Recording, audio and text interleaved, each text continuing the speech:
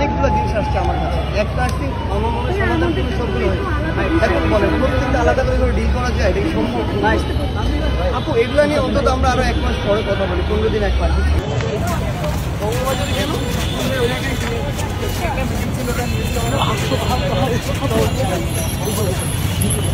এমনি ছবি তোলা নিয়ে আপনারা এমন করলে কেমনে?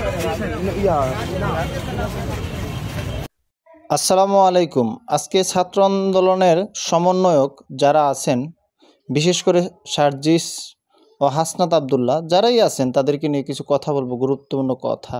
আশা করি আপনারা শেষ পর্যন্ত আমার কথাগুলো শুনবেন। এই ফেসিবাদ স্বৈরাচার হাসিনার দেশ ত্যাগের পর ছাত্র আন্দোলনের সমন্বয়ক যারাই কোনো জায়গায় যান, রিস্কাতে বলেন, চরে কোনো জায়গায় যায়, ভার্সিটিতে বলেন, হাসপাতালে বলেন, যে কোনো স্থানে যে কোনো জায়গায় তাদেরকে পেলে জনগণ তাদেরকে ঘেরাও করে ফেলে। কী জন্য? তারা একটা সেলফি তুলবে অথবা ডিনারের দাওয়াত দেবে। হ্যাঁ ভাই, আপনারা তাদের প্রশংসা করবে, ভাই আপনারা যা করছেন তা অবিস্মরণীয়, ইতিহাস হয়ে থাকবে। হ্যাঁ, একটা সেলফি যদি তাদের সাথে তোলা যায়, অন্যজনটা দেখে আরে বাবা, সমন্বয়কের সাথে, সার্জিসের সাথে, হাসনাত আবদুল্লাহর সাথে সেলফি তুলছে, অত সাধারণ কোনো ব্যক্তি না। এমনটাই এগুলা কেন করেন আপনারা ছোটো লোকের মতো? এগুলা কি এই সার্জিস, হাসনাত আবদুল্লাহ সহ যত সমন্বয়ক আছে তাদেরকে ভালো হচ্ছে মনে করেন? না, মোটেও না, তাদের ক্ষতি করা হচ্ছে। কারণ মানুষের অহংকার, ক্ষমতার লোভ, লালসা, হিংসা এগুলো হচ্ছে গিয়ে সৃষ্টিগত।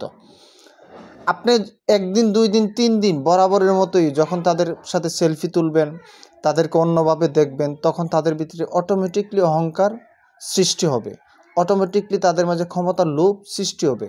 এই সৃষ্টি হওয়া থেকে তারা আস্তে আস্তে কি ভালো মানুষ হবে? না, তারা ক্ষমতার লোভের কারণে একদিন অমানুষে পরিণত হবে আপনাদের কারণে।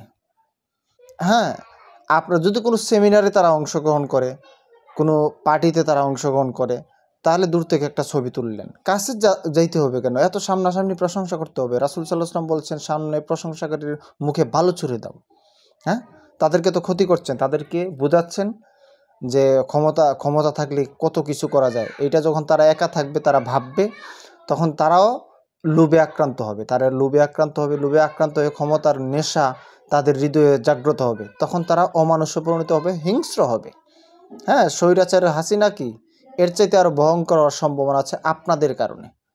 এই ছোটো লোকে বাদ দেন না। কয়দিন আগে দেখলাম একটি মেয়ে, হ্যাঁ, ওই এক হাসপাতালে এক রুগীকে দেখতে গেছে, সার্জিসকে বলছে ভাইয়া একটা ছবি তুলে না, মনে হয় বিবাহিত, মানে গা ঘেঁষে কি করবে, পাগল হয়ে গেছে তাকে পেয়ে। কেন এমন করণ কেন?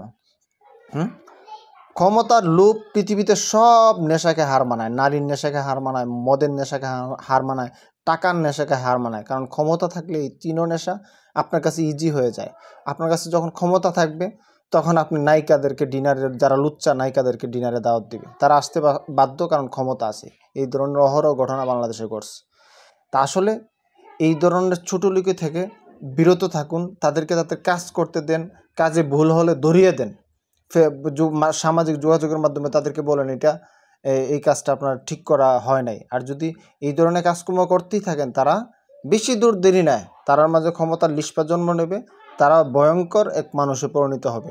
আপনি আমার কথা মিলিয়ে নেবেন, কারণ অহংকার, ক্ষমতার লোভ সহজে কেউ ছাড়তে পারে না। ওর ভিতরে আল্লাহর ভয় থাকতে হবে। তা আমরা কতদিনে আল্লাহর ভয় রাখতে পারি? কী ধরনের ইমানদার আমরা? ওকে, ধন্যবাদ।